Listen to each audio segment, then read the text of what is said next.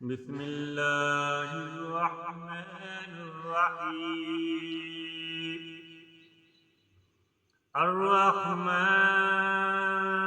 علم القرآن خلق الإنسان علمه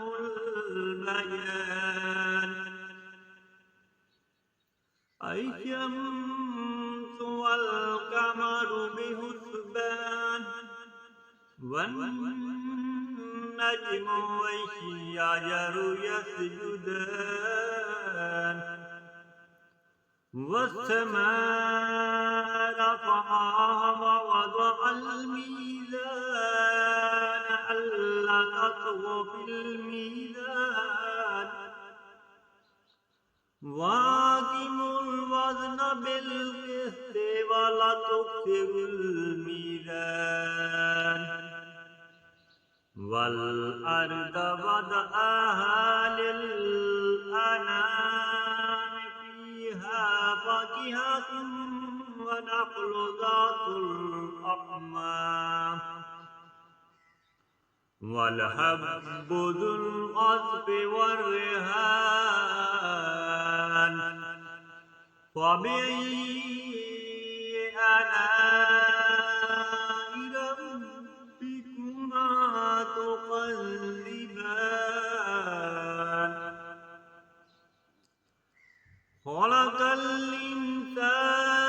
الإنسان من صلصال كالفخار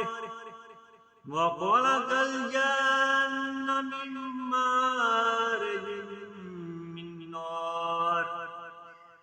فبأي آلاء ربكما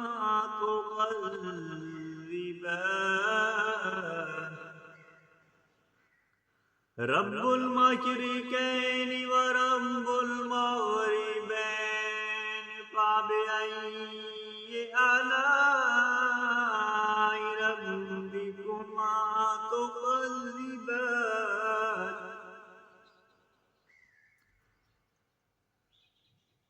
مرج البحرين يلتقيان بينهما برزخ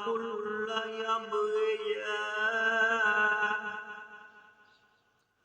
فبأي آلاء ربكما تكذبان يخرج منهما اللؤلؤ والمرجان فبأي آلاء ربكما تكذبان وله الجوار المنشآت في البحر كالأعلام فبأي آلاء ربكما تكذبان كل من عليها فان ويبقى وجه ربك ذو الجلال والإكرام فبأي آلاء ربكما تكذبان يسأله من في السماوات والأرض كل يوم هو في شأن فبأي آلاء ربكما تكذبان سنفرغ لكم أيها الثقلان فبأي آلاء ربكما تكذبان